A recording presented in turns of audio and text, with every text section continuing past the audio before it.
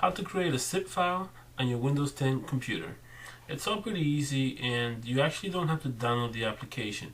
All that you have to do is, if you have Windows 10, is right click on your desktop, and once you do that, you click on new, and then at the bottom you should be able to see compressed zip folder.